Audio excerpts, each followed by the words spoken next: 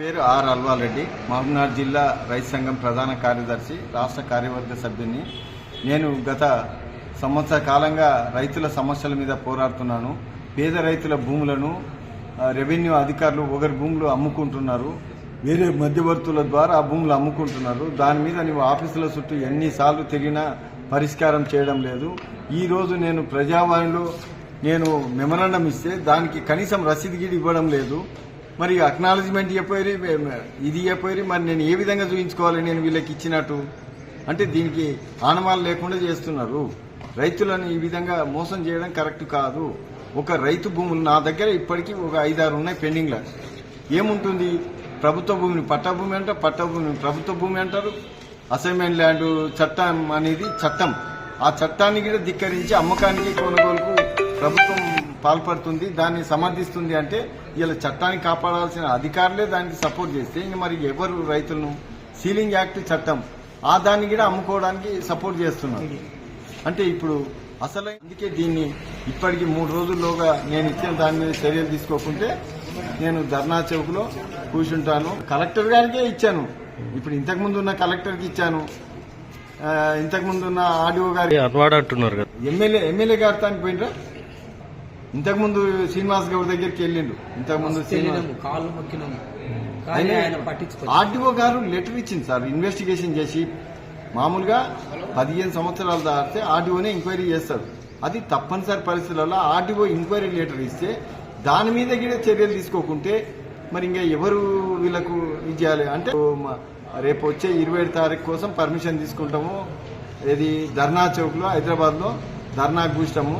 రైతులను మోసం చేసిన వారి మీద క్రిమినల్ కేసు నమోదు చేయాలి. రైతులకు పంట రుణం ₹1,00,000 ఇవ్వాలి. ఎకరాకు 30 లక్షల రూపాయలు భూమి కుదబెట్టుకొని రుణం ఇవ్వాలి. రైతుకు ఇన్సూరెన్స్ సౌకర్యం ఇవ్వాలి. ఇప్పటి వరకు ఇన్సూరెన్స్ సౌకర్యం లేదు. అంటే ఇప్పుడు పంట కాలిపోతే దానికి ఎవరు ఇన్సూరెన్స్ ఇవ్వరు. ప్రతి ఒక్కరికి ఇన్సూరెన్స్ ఉంది కానీ రైతుకి ఇన్సూరెన్స్ లేదు. రైతుకు రుణం ఇచ్చే అవకాశం లేదు. ఏ బ్యాంకులు లోన్ ఇవ్వవు. భూమి కుదబెట్టుకొని అన్ని కుదబెట్టుకుంటూ ఇస్తాయి కానీ రైతుకి ఇవ్వవు. పోలీస్ స్టేషన్ పోయి నాకు ఇది అన్యాయం చేసి నా భూమి గుంజుకున్నాడంటే ఈ సివిల్ కేసు నేను చేయనంటాడు. మరి రైతులకు పోలీసులు సపోర్ట్ చేయకపోయి, రెవెన్యూ అధికారులు సపోర్ట్ చేయరు, బ్యాంకులు సపోర్ట్ చేయవు. లాస్ట్కు హైకోర్టుకి వెళ్తే ఆలస్యంగా పోతే ఇది చెల్లదు అంటది. అంటే మరి కోర్టు కూడా రైతుకు అన్యాయం చేస్తే మరి ఇప్పుడు రైతు ఎవరికి చెప్పుకోవాలి? అందుకే మేము దీని మీద పెద్ద ఎత్తున హైదరాబాద్లో నిరసన కార్యక్రమం చేయాలని డిసైడ్ అయినాం సార్. నా పేరు భీమయ్య, మాది అనువాడ మండల్లో మా ఊరు దాసకపల్లి గర్కజాల తండ అని ఒక గడ్డ దాసకపల్లి భూమి మాది 6 ఎకరాల 16 గుంటలు మా భూమి ఉన్నది. 6 ఎకరాల 16 గుంటల భూమికి 3 భాగాస్తులము. మా ముత్తాతలు ముగ్గురు భాగాస్తులకి అప్పుడు పటవారీలు పెద్దవానిదే పేరు మీదే భూమి పట్ట చేసిరు. అన్నదమ్ములు ఎంతమంది ఉన్నా పెద్దోని మీదనే పేరు పట్ట చేసిండ్రు. ఆ పేరు మీద పట్ట పైన ఇప్పుడు పానీలల్లా 71లో పట్ట ఇష్యూ అయితే 94 వరకు మేము కాస్ట్ చేయగలిగినాము. అట్టి భూమిని ఈరోజు భాగపరచకము మా పెద్ద తాత కొడుకులే.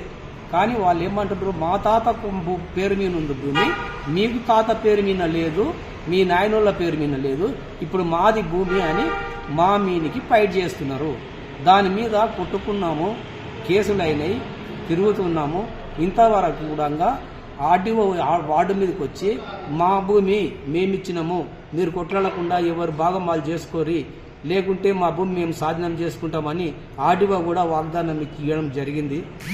అంతవరకు కూడా కలెక్టరు ఒప్పుకోవడం లేదు, ఎంఆర్ఓకు చెప్పడం లేదు. ఇంత చిన్న అయినా సరే మా సమస్యలను పరిష్కరిస్తారని ఆశిస్తున్నాము.